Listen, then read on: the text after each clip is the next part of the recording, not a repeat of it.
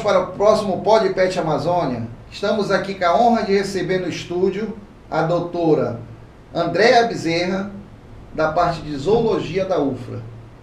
Boa noite, doutora. Boa noite. Tudo bem, Araújo? Tudo bem. Prazer é meu estar aqui com vocês e participar do podcast nesse momento muito especial que a gente vive. Com certeza. Visitei na UFRA todo o trabalho que a senhora desenvolve e fiquei de cara encantado de ver a diversidade e de tudo que a senhora tem feito dentro da sua coleção, e daqui a pouco a gente vai mostrar para o canal e para o público. Vamos lá, doutora. Então eu gostaria que a senhora se apresentasse, doutora. O que a senhora faz? Como é que a senhora... Bem, eu sou formada em Ciências Biológicas pela UFPA e eu fiz uma pós-graduação em Educação Ambiental que me deu muito suporte na minha vida e até hoje eu trabalho com isso. Fiz mestrado e doutorado com saúde e produção animal na Amazônia. Eu sempre tive essa vertente por animais, eu sempre gostei muito desde criança de trabalhar com animais, né? Só que na minha vida toda eu sempre tive vontade de trabalhar com animais vivos. Sempre gostei de trabalhar com produção animal, que era a minha formação na pós-graduação. Eu trabalho com quelônios, eu tenho um animal que é o bicho da minha vida, que eu trabalho desde a graduação, e que é um bicho muito querido para alimentação, né? É um bicho que faz parte da culinária nossa, que é o mussuã. Então, desde que eu sou muito pequena, desde 10 anos de idade, que eu sou apaixonada por esse bicho, e eu resolvi estudá-lo. Só que nesse meio tempo já acontecem os percalços, né? A gente vai para um lado, vai para o outro, e eu acabei como professora da universidade, da UFRA, da Rural, professora de zoologia, que tem tudo a ver com animais, né? Tem tudo a ver com o que eu gosto. E em determinado momento surgiu a oportunidade de cuidar do Museu de Zoologia. Esse museu, como qualquer museu de zoologia, ele abriga animais conservados da nossa fauna, que pode ser da nossa fauna, também pode ser da fauna de outros locais, né? E foi isso que aconteceu. Só que nesse museu a gente trabalha com animais mortos. E não vivos. E não vivos. No começo eu senti muito, não é? Porque é outra coisa. É uma coisa você trabalhar com um animal que tem vida, que os olhos brilham para ti, você ajudar aquele animal. E outra coisa é você dar vida para o animal que não tem mais vida. Mas eu aprendi com isso que eu tenho um trabalho lindo que ajuda a conservar as espécies, não é? Porque através dos animais conservados eu faço educação ambiental. É uma forma de catalogar também. É uma forma de catalogar também. De conhecer, de estudar, tem de muita gente que nunca viu um animal. Sim. E hoje, quando a gente faz exposição, as pessoas conhecem através do animal que está conservado. Que é um processo chamado taxidermia, que antigamente era chamado de empalhamento, mas o nome é taxidermia. Doutora, há quantos anos a parte de zoologia dessa parte lá desses animais existe na UFRA? Surgiu quando? Quantos anos tem já isso? O Museu de Zoologia, ele nasceu da necessidade que um professor tinha de ter algum acervo, algum material para fazer aula prática. Então ele criou um pequeno acervo e isso foi em 1984. E esse acervo, ele cresceu um pouco ao longo desse tempo, só que ele chegou a um determinado momento que ele foi abandonado. A sala onde é hoje o Museu de Zoologia, ela foi trancada e ela virou um depósito. Em 2002, uma professora que veio de Recife, ela passou no concurso para professora substituta, a professora Josélia Correia, que hoje é uma grande amiga. Ela abriu as portas desse que era o depósito. Do material que existia, 50% ela jogou fora e os outros 50% ela conseguiu recuperar. E começou um acervo, né, em 2002. Só que o acervo não crescia porque não tinha estímulo, não tinha Material. Não tinha material, principalmente por falta de material, né? Conservante, álcool. Conservante, álcool. Algodão, Até hoje muita isso, coisa, isso é né? um problema que a gente ainda enfrenta na universidade, e não é só a UFRA. Todas as universidades hoje, eu tenho vários amigos que têm coleções, que cuidam de coleções, e eles todos passam pelo mesmo problema, né, de recurso para conservação.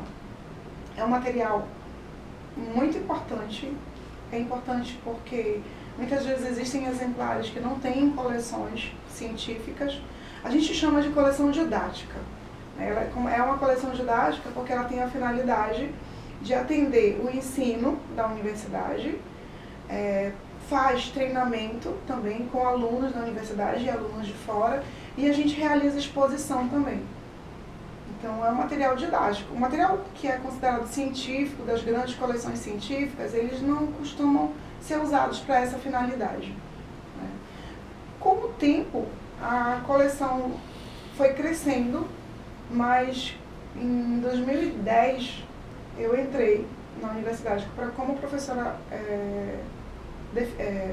substituta, definitiva? Não, era substituta, mas eu passei a ser definitiva, né? Mas sim. E... interina? Não. Efetiva. Efetiva. Professora efetiva. E eu comecei a ver o potencial que a Josélia me mostrava, né? Ela já tinha ido embora, ela voltou para Recife, onde ela mora hoje. E ela sempre falou: André, a coleção ela é muito importante, vê se tu consegues melhorar. E eu comecei a pesquisar de que forma a gente poderia melhorar a coleção. Alguns professores ajudaram, alguns professores que eram do interior, hoje já são aqui de Belém, que são da UFRA de Parauapebas. Eles trabalhavam na parte de UFRA pesquisa, de lá, também. na parte de pesquisa. E aí muito material se acumulou, muito material que e também veio da Vale do Rio Doce. Legal. Na verdade, grande parte do material que a gente recebe hoje, ele tem origem de grandes empreendimentos, né, que de alguma forma causam impacto no meio ambiente, como a abertura de estradas, a supressão vegetal para a construção de, por exemplo, um shopping. Qualquer empreendimento que precisa suprimir uma vegetação causa impacto na fauna daquele local. E como uma das condicionantes do órgão ambiental, no nosso caso a SEMAS, é necessário que alguma instituição receba os animais que vierem a óbito durante os empreendimentos. Então, dessa forma, a gente recebe material. Além desse material, a gente também recebe de empresas que fazem monitoramento de fauna. A partir do momento que você cria um empreendimento, que você cria uma estrutura, você causa impacto naquele momento na fauna, mas o impacto continua. Continua pela expansão daquele empreendimento, pela abertura de novas estradas, pelo fluxo de carro nas estradas. Tudo impacta a fauna. Então, esses animais que vêm a óbito, a gente recebe. Animais que atravessam uma estrada e são atropelados. Então, esses projetos de monitoramento incluem monitoramento de fauna atropelada em estradas que são abertas. Então, existe todo um monitoramento. O primeiro material veio de um processo de monitoramento de fauna lá em Carajás. Aí nós recebemos uma grande quantidade de animais. E quando eu digo assim, a gente recebeu, a UFRA recebeu. Parte foi para zoologia, parte vai para anatomia, parte vai para patologia. Cada setor recebe uma cota. Não uma cota, recebe uma parte do material para fazer pesquisa. Para pesquisa. A zoologia é o setor que fica com o resto. Em que sentido? Quando a gente recebe um animal, ele vem inteiro, quando ele não foi muito machucado. O que eu preciso para fazer o meu museu, para fazer a conservação? Eu preciso da pele. O conteúdo, a musculatura, os órgãos, eu não preciso. Então a gente tem uma parceria. Eu entrego a carcaça inteira para ser feita pesquisa. Existem muitos alunos da graduação e da pós-graduação da universidade que fazem trabalhos de pesquisa, de mestrado, doutorado, TCC, Tem os trabalhos de conclusão de residência médica, a gente usa os animais lá. Então, o animal quando chega, ele é aproveitado em tudo. Hoje eu estava conversando com uma amiga que é lá do aeroporto. É como se fosse um animal doador de órgãos. Sim. Do animal que vem a óbito numa cada parte vai para uma função, que vai Isso. gerar uma série de situações. Então, do animal, de tudo eu aproveito. O animal foi atropelado, foi muito esmagado, sobrou uma pena, eu aproveito a pena para fazer um álbum de penas. Sobrou um pedaço de pele, eu aproveito aquela pele para mostrar como é a característica da pele da serpente, do macaco. Então, de tudo que vem para mim, alguma coisa eu aproveito. Às vezes chega só um fragmento de crânio, eu tenho dente. Eu vi uma coisa curiosa na coleção, quando eu estive lá, que são a caixa com vários ovos e a identificação de cada ovo, a espécie que determina. Isso é muito bacana. Então, isso aí é muito legal, porque às vezes a gente pensa, olha, quando chega a escola e as crianças falam, poxa, tem tudo isso de ovos, os ovos são muito diferentes. Coloração, de tamanho. Então, a ideia é educar.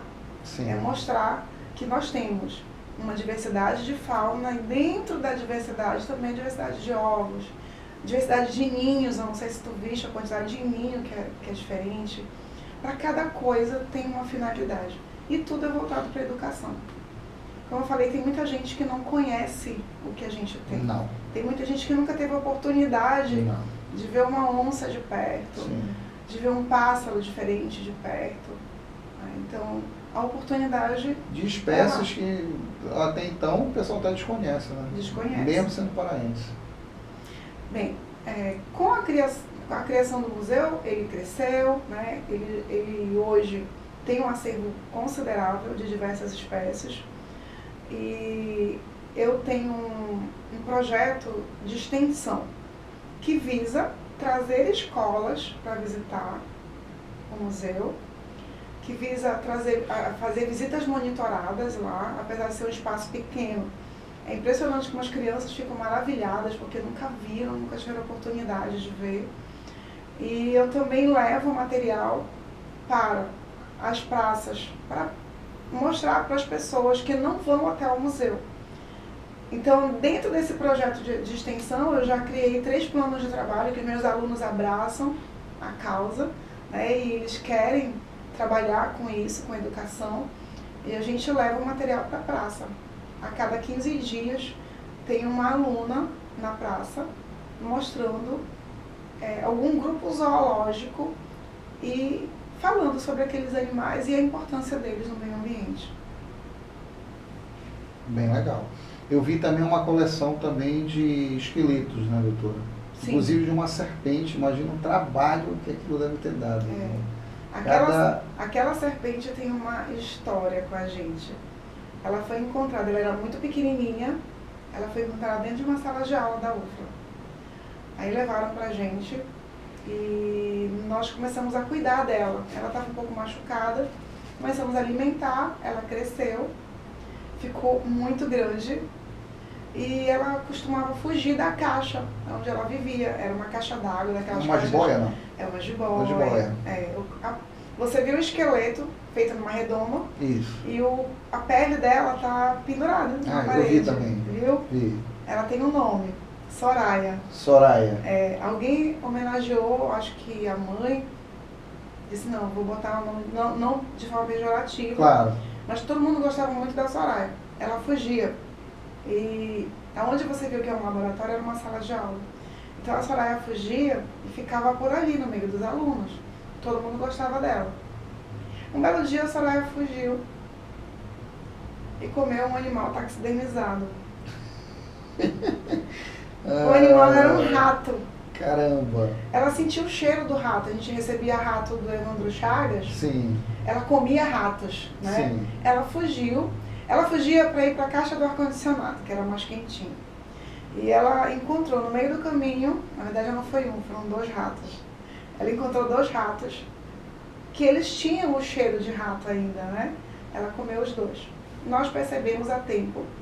Foi feita uma cirurgia, nós percebemos porque o arame, ela tinha arame internamente, machucou ela, né? E foi feita uma cirurgia, foi tirado tudo e ela ficou bem. Ela ainda passou quase 2 meses lá com a gente.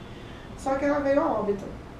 Aí foi feito o processo de necropsia para saber o que tinha acontecido, a gente já imaginava. Ela digeriu o rato. E no processo de conservação, na taxidermia, a gente utiliza produto químico e ela digeriu o rato.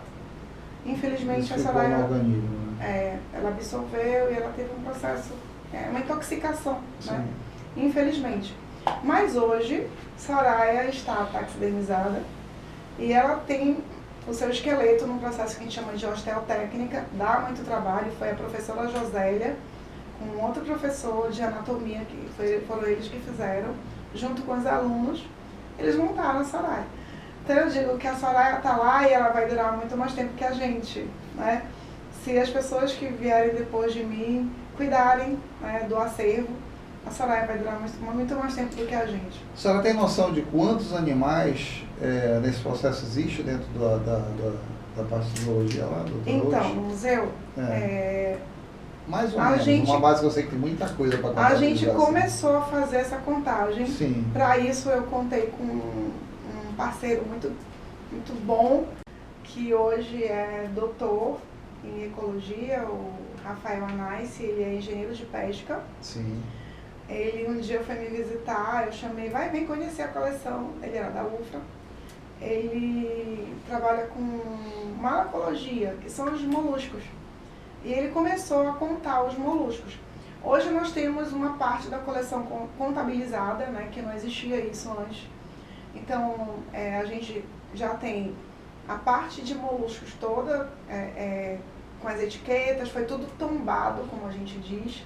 Sim. E a gente tem em torno de 19 mil exemplares só de moluscos. Só de moluscos. Só moluscos.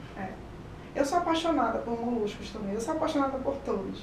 Mas os moluscos, eles, assim, eu adoro praia, eu adoro mar. Então, para onde eu vou, eu conheço quase todo o Brasil, para onde eu vou, eu coleto concha. E eu nunca pensei que a minha coleção de conchas, aquilo que eu fazia, ia surtir um efeito tão positivo lá na universidade, lá no museu. Hoje nós temos uma coleção fantástica de conchas e muitas são fruto do que eu coletei. Interessante que os professores anteriores também gostavam. Por quê? Qual é o fascínio pela concha? Ela é fácil de ser conservada. A partir do momento que você tira o bicho, que é mole, você conserva a parte de fora. Então, é fácil de ser conservada, então é legal. Então, os outros professores também gostavam. Um professor antes de mim gostava. Então, ele também coletou muitas conchas. E hoje, só a coleção de conchas tem essa quantidade. Tá. Não é em número de espécies, é em espécimes, é em número de exemplares. Deixa eu te fazer outra pergunta, doutora. Vocês fazem empréstimo também de animais para a escola, para eventos, toda essa parte, né? A gente prioriza as escolas, o aprendizado. Tá. Você tem mais ou menos a faixa etária de quantidade de escolas que fazem anualmente esses empréstimos? Não são só escolas. São públicas, são particulares? Escolas públicas, particulares, instituições. A própria UFPA tem um instituto lá de ciências exatas e naturais, o curso. Eles usam muito material da nossa coleção. Eu teria que dizer números em animais, né? Mas são em torno de 20 empréstimos por mês. Em torno. Quando eu falo empréstimo, não é de um exemplar. Claro, é de um projeto de lotes. São pessoas instituições, universidades, querem fazer um certo trabalho e escolhem os animais que vão ter aquela significação para o trabalho. Hoje, com a divulgação da possibilidade de empréstimo, a gente presta muito mais do que antes, né? O acervo é grande. Você acha que hoje o acervo que vocês têm da UFA está enquadrado em que dentro do Brasil? Em tamanho? Ah, não posso te dizer Não isso. tem como. Não posso te dizer. Mas, por exemplo... Mas vocês a são nível... um dos maiores do Brasil, não? Não. Em matéria de não, animal, não? Não. Tem locais... As universidades aí por fora, elas têm acervos belíssimos. A USP tem um museu de zoologia fantástico. Toda vez que eu vou a São Paulo, eu vou visitar. E cada vez que eu vou, eu me encanto. Aí eu vejo algumas coisas que eles fazem, eu tento fazer igual aqui, né? Tento replicar, mas a gente não tem muito espaço, né? Eu ainda estou tentando mostrar a importância que o museu tem para a universidade e para a comunidade em geral, porque a gente recebe muita visita, a gente tem muita solicitação de empréstimo de material, a universidade tem visibilidade com isso, né? E quando eu falo visibilidade, nós somos uma universidade rural e a gente precisa, nessa pegada de proteção ambiental, mostrar o quanto a coleção ajuda a conservar as espécies, a conservar o meio ambiente. Porque quando você aprende a necessidade que cada animal tem no meio ambiente, você cuida mais, né? Você se sensibiliza e você tem interesse em cuidar daquele animal, daquele local de onde ele vive. Deixa eu te fazer uma pergunta, doutora. Quanto tempo leva para fazer um trabalho desse? Para conseguir deixar o animal exatamente empalhado do jeito que ele está? Não é empalhado, é taxidermizado. É. Depende muito do animal. Ah. Tá? Depende do tamanho do animal, da complexidade. Uma preguiça, vamos supor. Na técnica que eu faço, que é a técnica mais básica, que é o material que eu disponho atualmente na universidade, eu passo um dia fazendo. Começando 8 horas da manhã, parando no intervalo do almoço. A pele passa por um processo de curtição? Curtimento. Eu uso produtos para realizar um processo de desidratação da pele, mas isso é durante o processo da taxidermia. Primeiro a gente faz a esfola para tirar todo o conteúdo. Insetos é muito difícil, né? Insetos é diferente.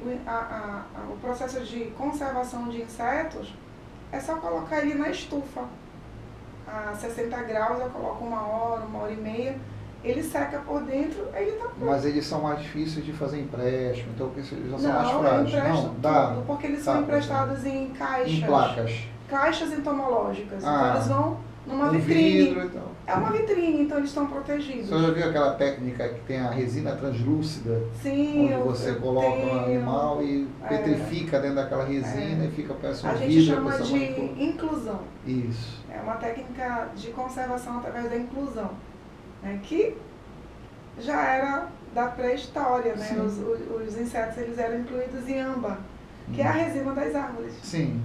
E existem muitos ainda, né? Então hoje a gente faz com a resina, a inclusão.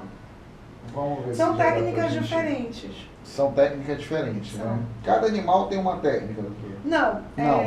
As técnicas de conservação são diferentes. A mesma que você usa para preguiça, você vai usar para onça? Posso fazer a mesma técnica para os dois, mas hoje existem técnicas mais modernas que, por exemplo, houve uma mudança, né? O que era empalhamento e hoje é taxidermia? O empalhamento utilizava palha como preenchimento dos animais. Eram modelos de palha. Hoje, até se faz modelos utilizando palha. Tá? Mas o processo é diferente. Hoje a gente faz modelos que são como se fosse o corpo do animal, mas ele modelado na palha. Mas hoje existem vários outros produtos que são utilizados para preencher o animal. Tudo é taxidermia, o processo é diferente. Só que os processos mais modernos, eles demandam um tempo muito maior. Eu faço em um dia. Para fazer uma taxidermia em processos mais modernos, a gente pode levar até 1 semana, porque são processos mais lentos. Esses são mais... Isso é osteotécnica. São outra técnica e também que tem mais trabalho, eu acho que até do que o próprio curtimento do couro, né? Sim, tem. Demora muito tempo para fazer mais, isso. Muito mais tempo. Para curtir, ficar Exatamente. Pra Eles são ficar- colocados em algum produto, doutora? Cloro, alguma coisa para poder... Eu coloco na água oxigenada. Água oxigenada Sim. 40 volumes. Para poder dar essa Pra qualidade, ficar ficar bem branquinho branquinho, desse jeito. Isso também foi uma coisa que a gente foi aprendendo aos poucos. Lembra que eu falei que a gente aproveita tudo? Que animal é esse, doutor? Tá Isso lembrando? é uma cutia. Parece um É Parece uma um dinossaurozinho, cutia. né? Mas é uma cutia. Aqui são arcadas dentárias de tubarão. Lá em cima são aves, tem um macaquinho, tem tucano, coruja. E aqui são os crânios, que às vezes a Aí gente em não cima consegue. macacos, né? Não, tem. Bezerro. Aqui é porco do mato. Porco do mato. É o catitu. Catitu.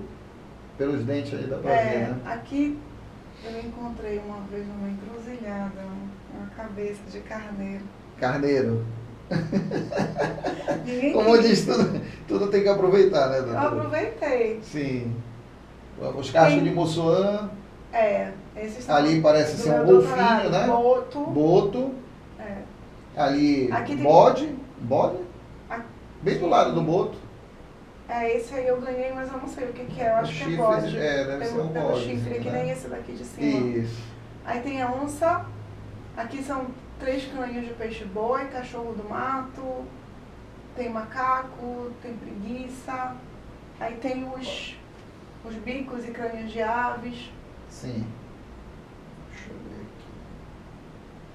aqui. Esses crânios normalmente são daqueles animais que a gente não consegue aproveitar muito e a gente acaba Deixa eu ver. aproveitando. Aqui é a serpente, Essa né, é a doutora? Soraya, Acho que tem um bati aqui do rosto dela também aqui. na carinha dela. Querida Soraya. Quantos filamentos aí, doutor? Nem cálculo, mais de 3 Não. mil acho que vai por aí, né? Não tanto. Não tanto? Não. Vértebras, né? Isso. Ela é difícil de montar, viu? Porque tem vértebra. Em eu cada imagino. vértebra É. um par de costelas. Ainda mais da maneira certa, né? Sim. Porque tem que ser montada da maneira certa, não pode trocar. Eu tenho 5 Você vê que ela começa pequenina e vai aumentando até Sim. chegar no final da cauda, né? Ela vai É diminuindo. isso que na faz ela verdade. se locomover na realidade, doutora? Não, Fazer o que faz- movimento O que dela, faz não. ela se locomover é a musculatura. Musculatura. É. Isso não trabalha dentro da musculatura para fazer ela movimentar, não. Não. Sim, eu tinha comentado que você não viu lá. Eu tenho 5 esqueletos de peixe-boi que eu ainda não montei por falta de espaço. Eu vi uns peixes bons lá, eu acho que eu tenho foto aqui. Deixa eu ver aí. Aqui a coleção de serpentes, Aí as muita coisa no serpentes. álcool, né, doutora, conservado. Dependendo do grupo, por exemplo, serpentes, lagartos, anfíbios, eles têm que ser colocados no álcool. Eu faço taxidermia de algumas serpentes grandes porque para trabalhar com educação é legal ter o bicho Sim, montado, sim. não é? Então, por exemplo, o batalhão de polícia ambiental, eles fazem muitas atividades de educação ambiental Sim. e eles precisam de uma serpente não no álcool. Aí eu monto ela na taxidermia. Não é o ideal. Uma árpia, É. uma árpia com uma preguiça. Achei Uma muito preguiça. legal essa junção aí da... Ela sempre se alimenta de preguiça. Elas são né? caçadoras de macacos e preguiças, né? De mamíferos que vivem no topo das árvores. Então eu fiz assim. Aí, ó, foto dela. Ela veio lá de Juruti. Os macaquinhos de cheiro. Sim. Não são no bosque esse não, doutor? Não. Eu acho que esse aqui é. Esse era? É.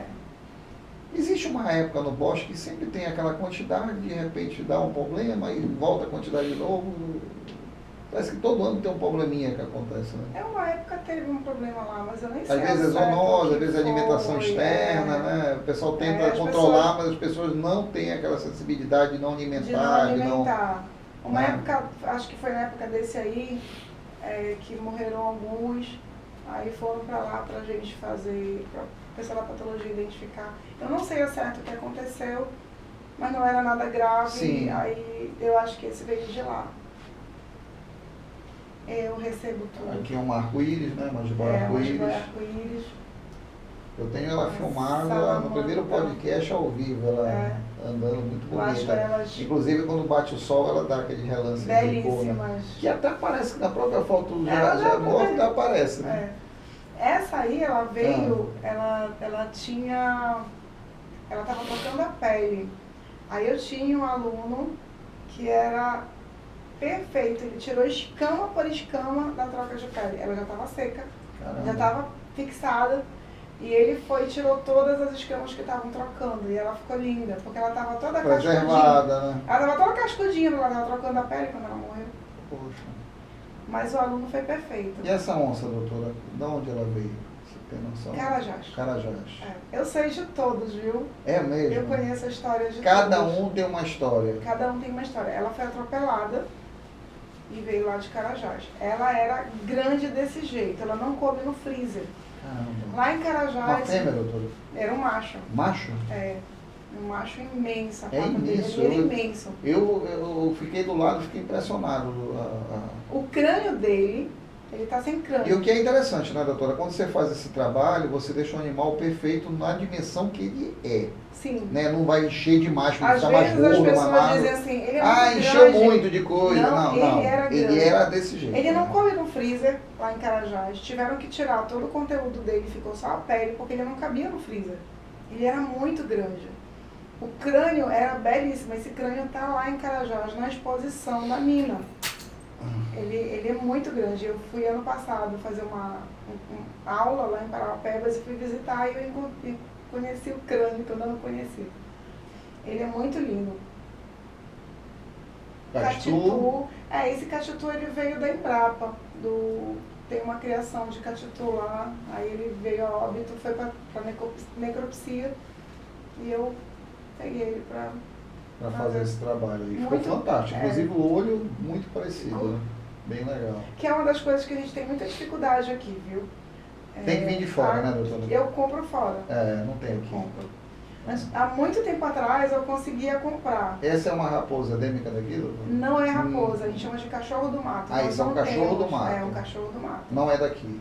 Não, É nós amazônico? não temos raposa, Ah, nós temos cachorro sim. do mato. É endêmico daqui. Daqui, né? Esse foi tratado lá pelo Cefras. Sim. Vários são tratados lá. Eu tenho animal. Conforme a Esse aqui situação. de trás é um cachorro do mato também. Ele foi atropelado na frente do batalhão de polícia ambiental na João Paulo. João Paulo, cara. Saindo do parque. O mesmo, com toda aquela proteção de tela e tudo, Ele consegue saiu escapar. e foi né? atropelado, infelizmente. Búfalo. Então, essa é a Esperança, é uma búfala. A história dela. Marajó? Não, Não. ela foi a primeira Da Ufra. búfala nascida na Ufra. Oh, legal. Ela ficou muitos anos no freezer. Existe um trabalho com búfalo lá, né, doutora? Tem um trabalho. E ela ficou acho que uns 15 anos no freezer.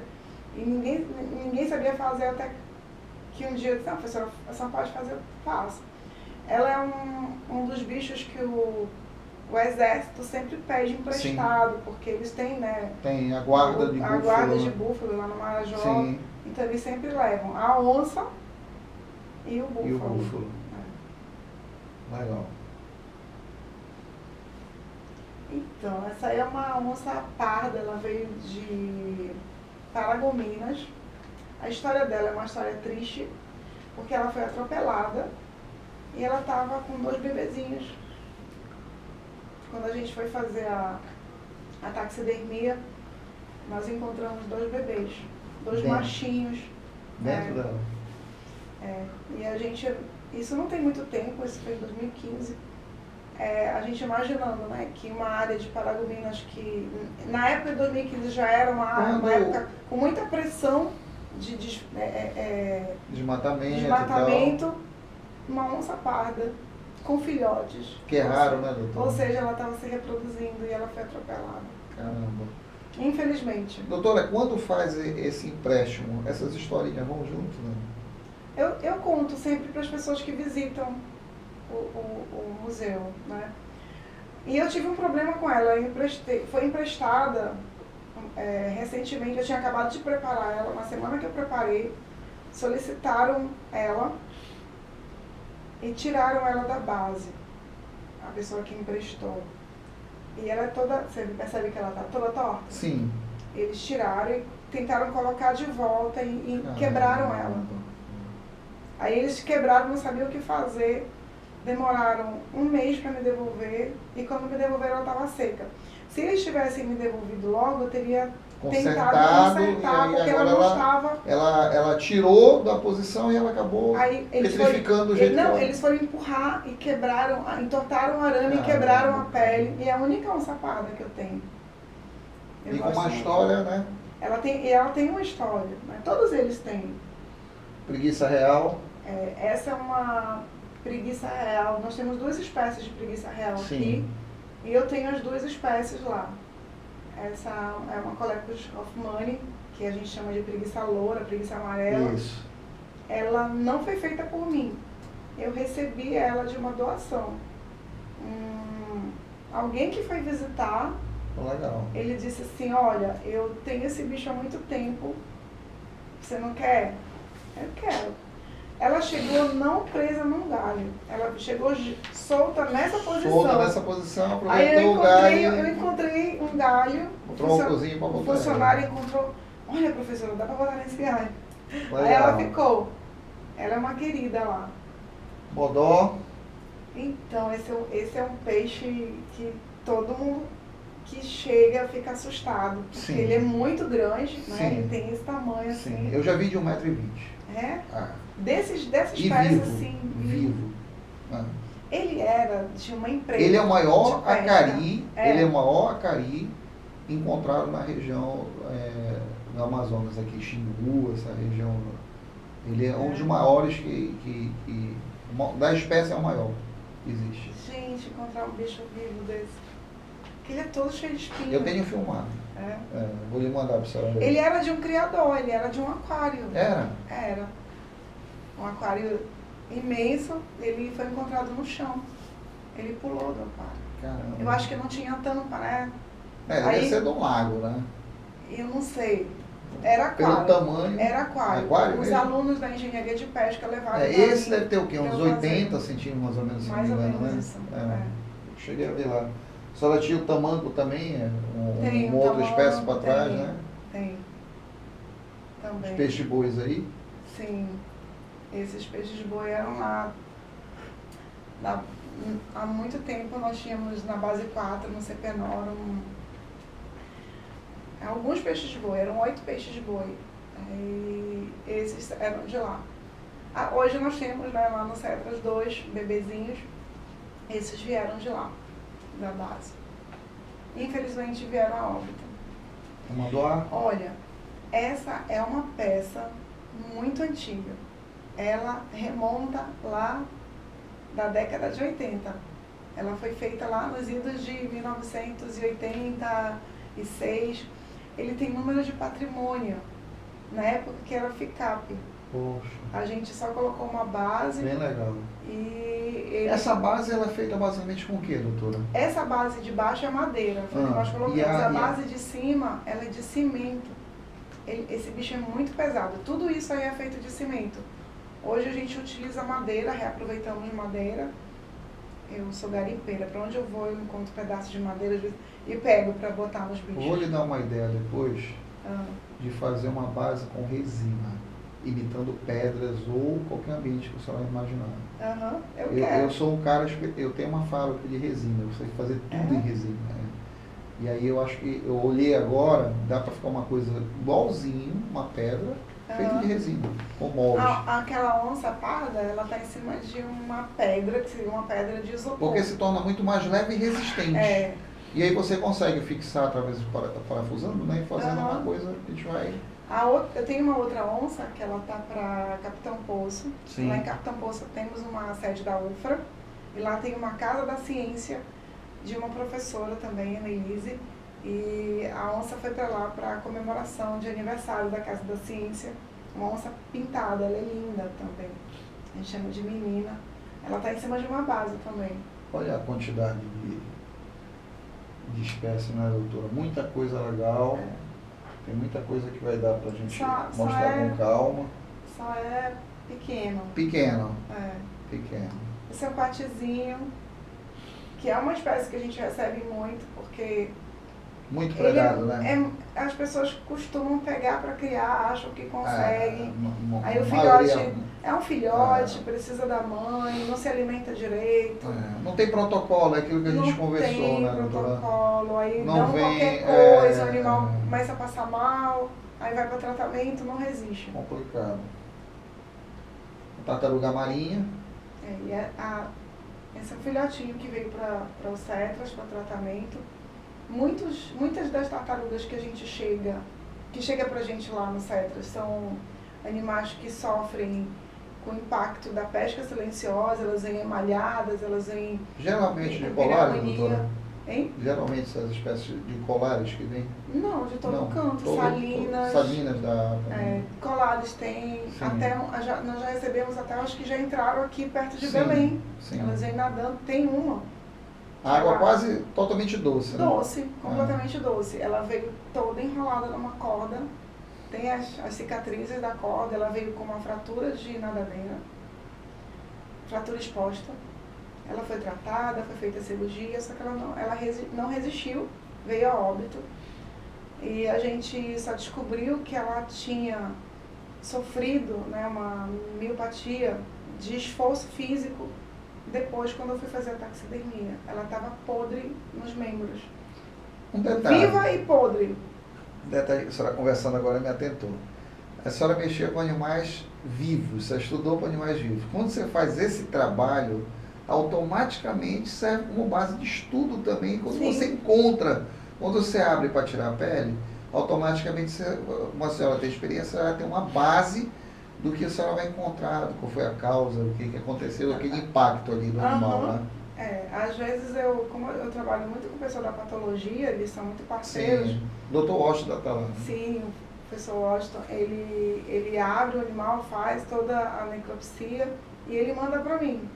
Aí às vezes eu estou fazendo a limpeza, né, tirando a pele, e eu descubro coisas que ele não viu, porque ele precisa conservar um pouco a pele para não estragar. Sim. E eu só vejo depois que eu estou tirando. Aí eu chamo eles, olha, o bicho recebeu uma pancada na cabeça, o bicho está com uma pancada aqui no membro. Aí eles vão lá e fazem a anotação, olha, foi isso que aconteceu.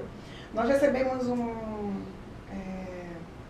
Jupará, sabe o que é o Jupará? Sei.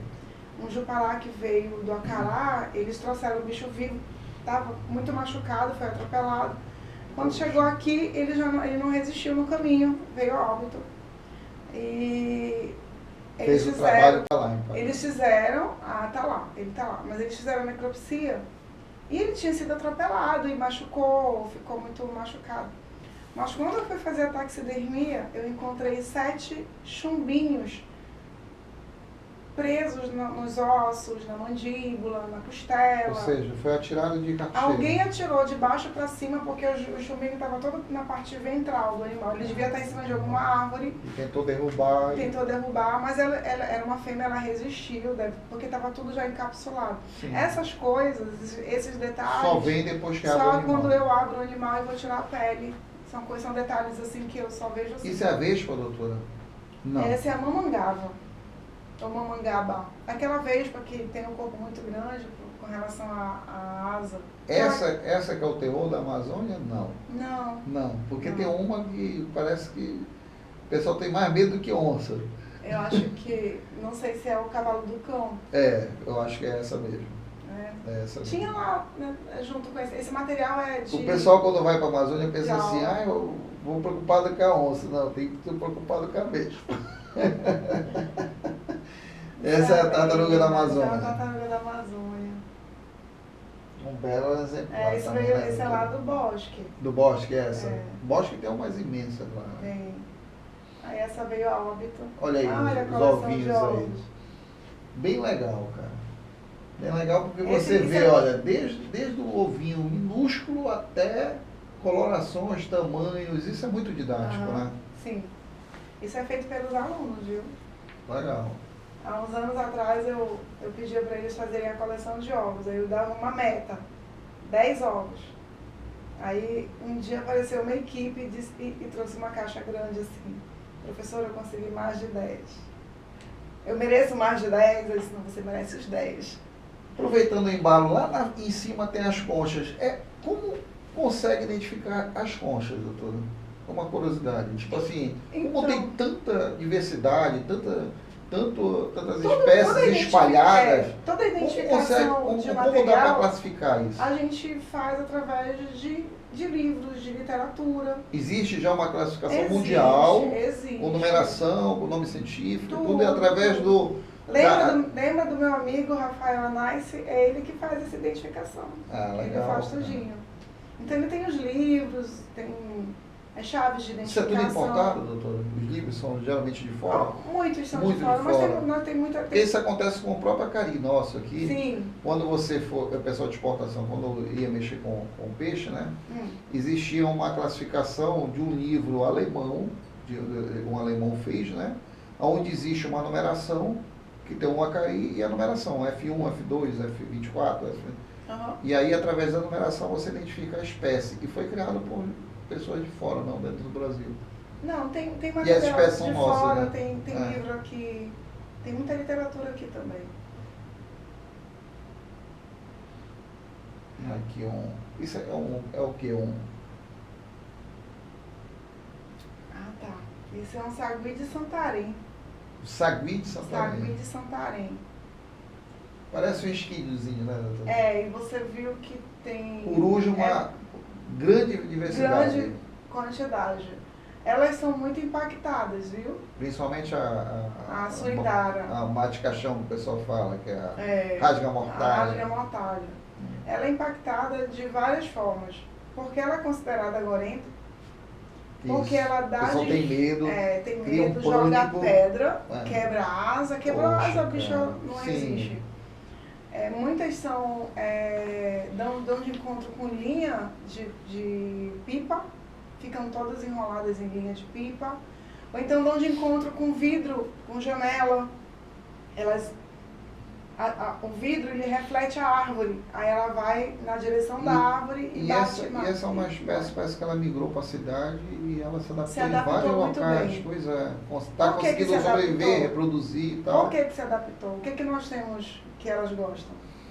Rato, alimentação fácil e barato, que a gente tem em grande quantidade. E as pessoas não entendem isso, ela se adaptou muito bem, é uma espécie selvagem que faz parte do nosso cotidiano. Lembra que eu falei que eu tenho... E das lendas também. Sim, num trabalho que leva material para a praça. Sim. Esse ano eu estou levando um projeto que chama Museu Vai à Praça.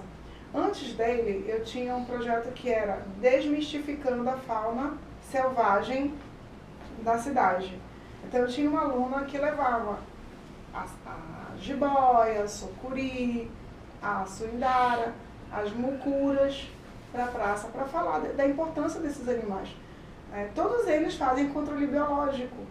Todos eles se alimentam daquilo que a gente não gosta, mas que a gente acaba incentivando porque a gente deposita lixo em locais inadequados. Os nossos hábitos fazem com que esses animais se aproximem da cidade. Sim. Isso eu estou falando desses que fazem controle. Eu não estou falando do escorpião que vem porque ele é atraído também pela barata. Sim. Então a gente acaba criando toda uma situação, um ambiente adequado para que... Na verdade, o desequilíbrio, né, doutora? Para que isso aconteça. Esses animais filantrópicos... Nenhum animal vai estar no lugar errado, na hora errada, se não tiver uma causa. E a gente faz... O nosso trabalho de educação é justamente esse, de levar ao público em geral o conhecimento sobre a ecologia dessas espécies e a importância que eles têm aqui no nosso meio urbano. A gente tem... Eu moro na Cidade Velha. A quantidade de coruja lá é imensa, mas nós temos supermercados lá. Eu moro do lado do que era o supermercado Nazaré. A gente via a coruja transitar ali direto, porque ela encontra rato. Tem lixo, tem rato. E o lixo lá era nos camburões de lixo que eram depositados para a coleta. Imagina nos lugares que não tem o depósito adequado. Lá era tudo certinho. Mas sempre tinha rato. Porque tem lixo, tem rato. Vamos lá. Flamengo? É um flamingo. Ele é lá do Mangal. Do Mangal. Eu acho que é o único local em Belém que tem exposto. Né? Aqui já é... Isso aí é um crânio, ele é imenso, né? É. Eu fiquei apaixonada por ele. Lá no museu eu tento não ter animais domésticos, isso é um porco, é um suíno. Lá na UFRA nós temos o setor de suinocultura e um deles, os dois. Holandês? Eu acho que era Landrace, eu não sei. Eu acho que era Landrace. Eu não tenho certeza, mas ele era muito grande. É grande. Os dois eram muito grandes. Pelo tamanho. Bem... E eu fiquei apaixonada quando eu vi o bichão. Esse é um tipo de gavião? É, eu acho que esse é o carrapateiro. Carrapateiro. É, o carrapateiro. Que nós temos na UFRA também. É o que gosta de comer pintinho. O caracoleiro, desculpa, esse é um caracoleiro. O carrapateiro ele é mais clarinho. Gosta de caracol, pegar os caracóis.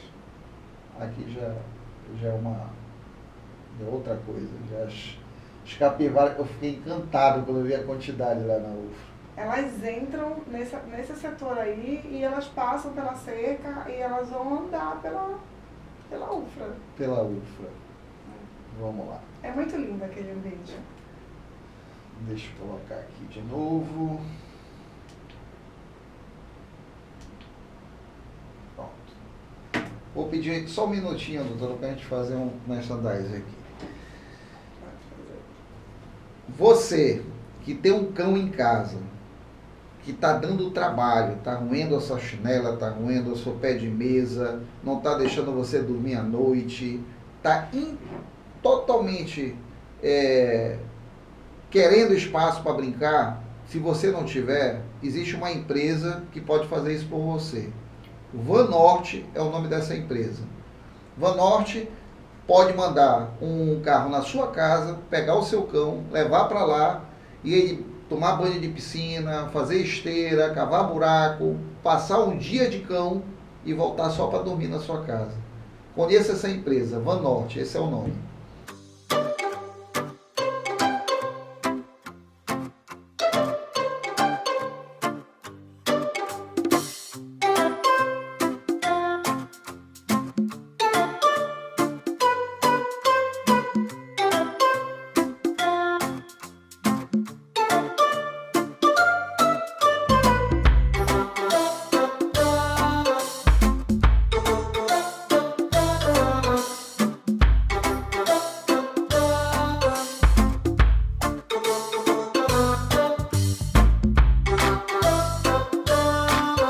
Vamos lá, doutora.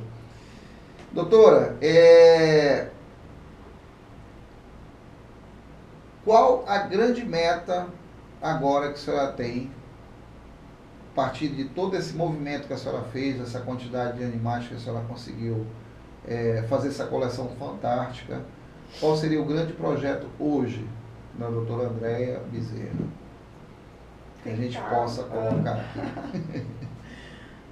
Tentar um espaço maior para fazer uma exposição interativa da nossa fauna e receber escolas e instituições para conhecer esse espaço. É um espaço que nós não temos em Belém. Não. E quando a senhora falou isso, eu tô me segurando desde o começo quando eu estou entrevistando, mas eu acho que eu tenho que falar. Eu já vejo na minha cabeça um local onde você possa colocar a área toda como se fosse uma mini floresta e as espécies colocadas dentro do seu patamar. Tipo, vou lhe dar um exemplo.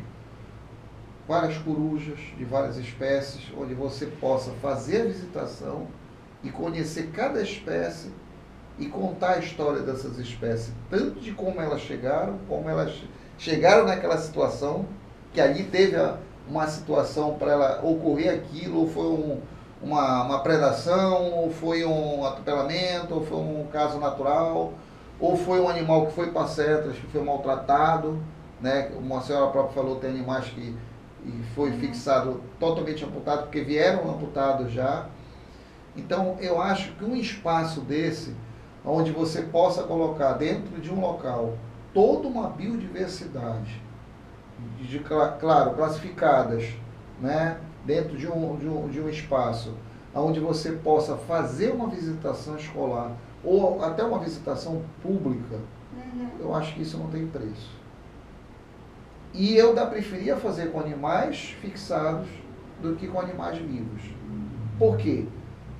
Porque você pode fazer uma coisa muito mais visivelmente impactante do que com animais vivos. A maioria das nossas espécies de animais, nos nossos zoológicos hoje dentro do Brasil, elas são noturnas. Então, muitas vezes, a própria visitação em zoológico e locais, você não vai ver uma paca, você não vai ver vários animais, a parte de corujas e tal. Então, isso traria uma plenitude gigante de informação e também de visual para que as pessoas conhecessem as espécies e também pudessem ter a oportunidade de fotografar, de registrar, de saber a história, de realmente saber que isso um dia tem que parar, né? Que a gente tem que diminuir. Se hoje tem... Se a senhora tem todo esse acervo, imagina aquele acervo que não foi aproveitado, né? Que hoje está sendo descartado, infelizmente. Né? Que algumas pessoas vão dizer, poxa, mas é maldade. Não, não é maldade, porque isso é se deteriorar.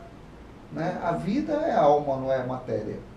E a matéria que fica, ela tem que ficar com educação, né? Para aprendizagem, para as pessoas aprenderem que aquilo ali, ela teve uma função e ela foi automaticamente tirada, foi amputada da nossa natureza, às vezes suprimida, né? Suprimida por uma vaidade humana. Uma vaidade humana.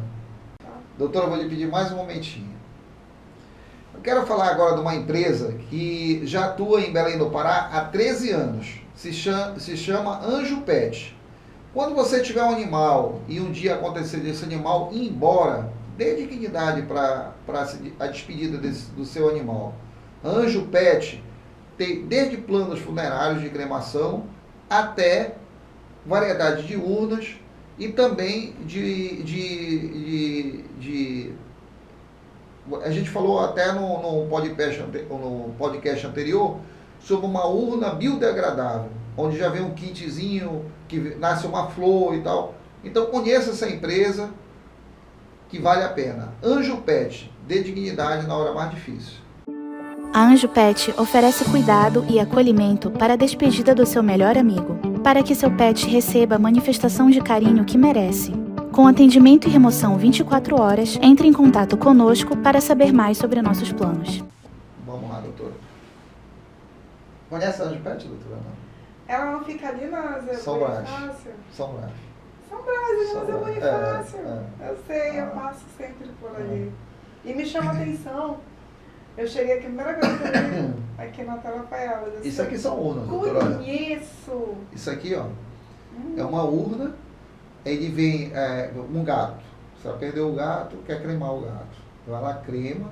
Você hoje tem, pela Anjo Pet, eles têm milhares de urnas, grande variedade de urnas, grande variedade eles têm réplica da pata do cão, fazem resina, réplica na hora, cão morto lá, eles tiram a réplica e vai dentro de uma cúpula de acrílico, essa pata, com a plaquinha com o nome do cão, o saco com peninho, se você quiser guardar de recordação, e as cinzas, ela vem lacrada.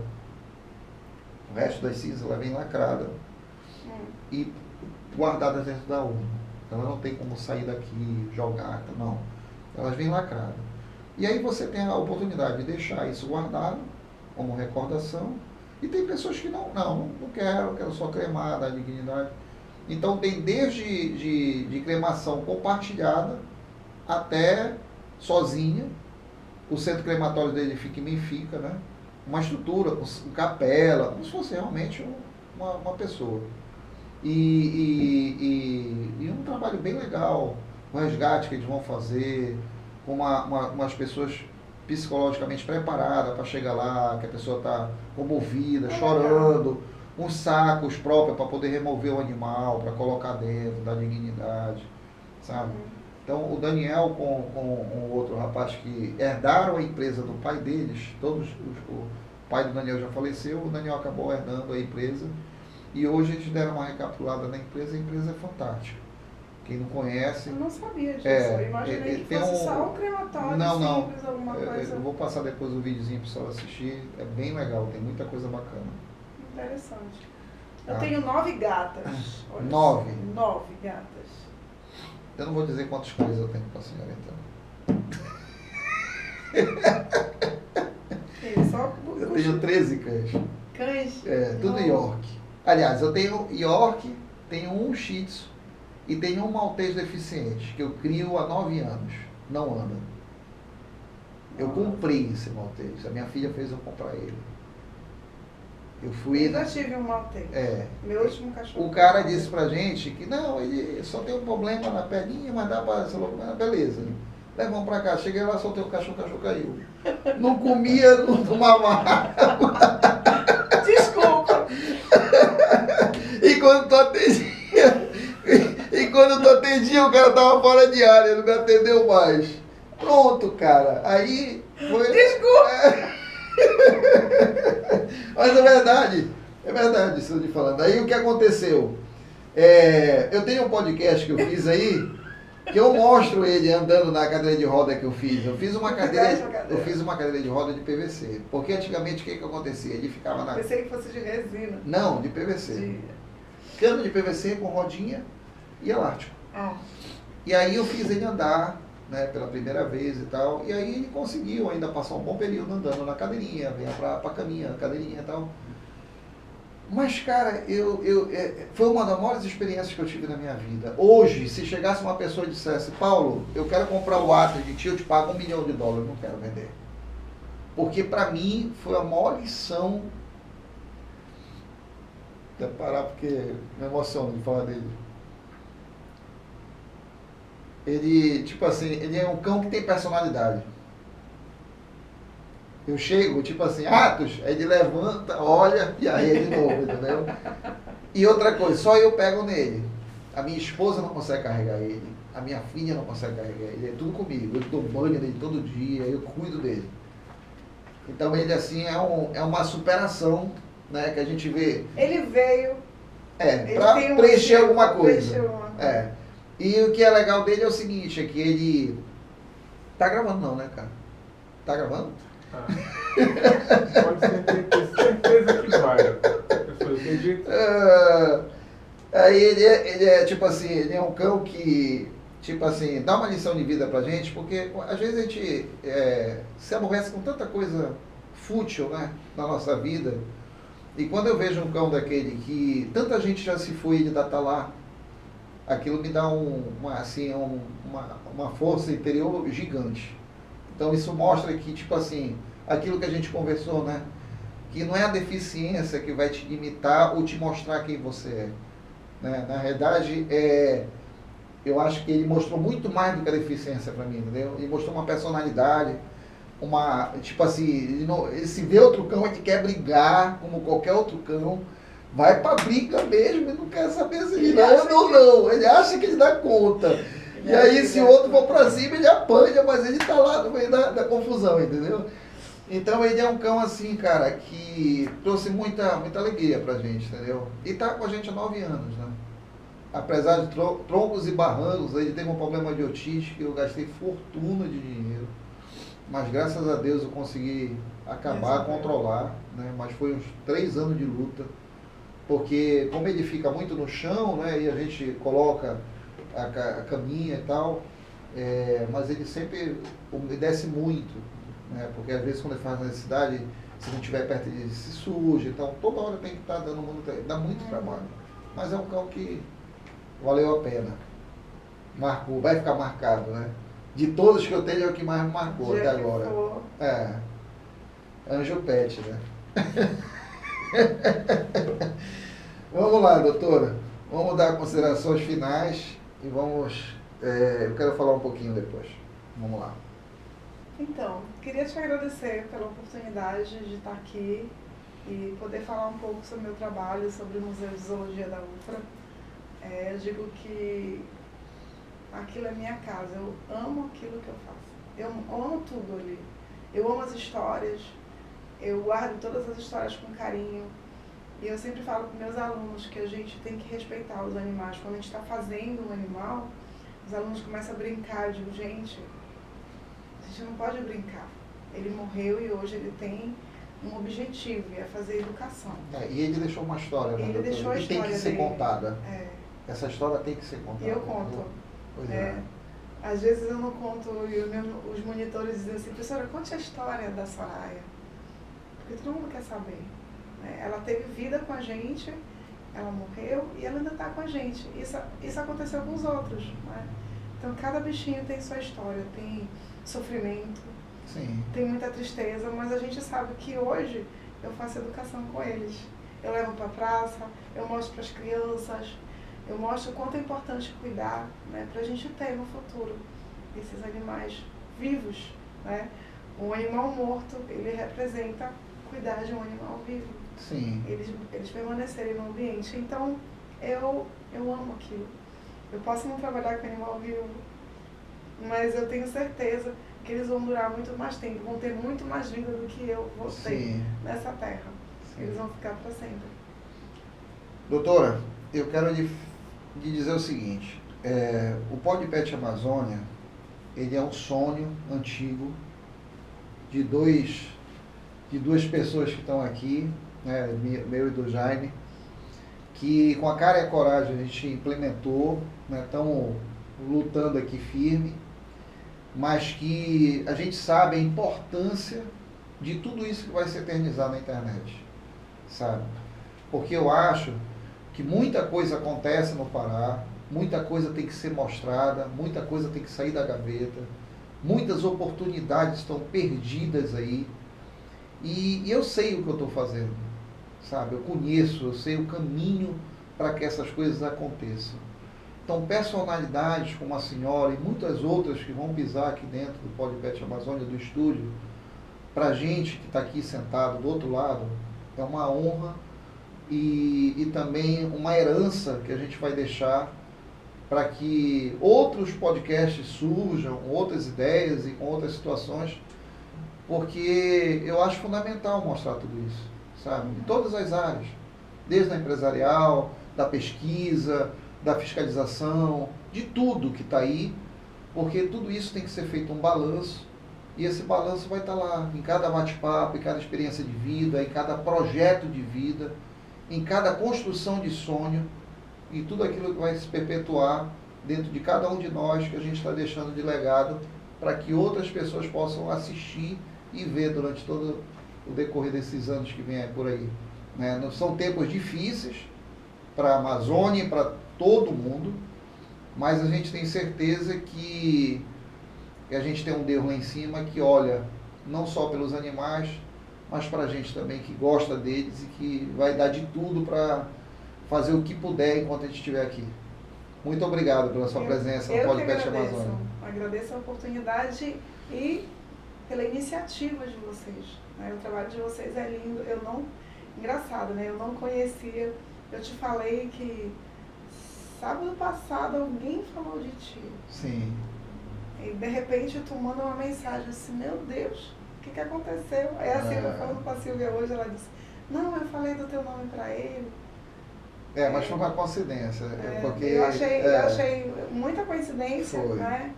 E quando a pessoa falou de você, É o Chico Kawai. Chico. Isso. Eu procurei, ele me mostrou lá, ele falou, mostrou foto. Aí ele disse, olha, já está aparecendo aqui a UFRA. Não é esse lugar de bicho? Eu disse, não, esse é o Cetras. Que legal, eu não sabia que tinha feito matéria no Cetras.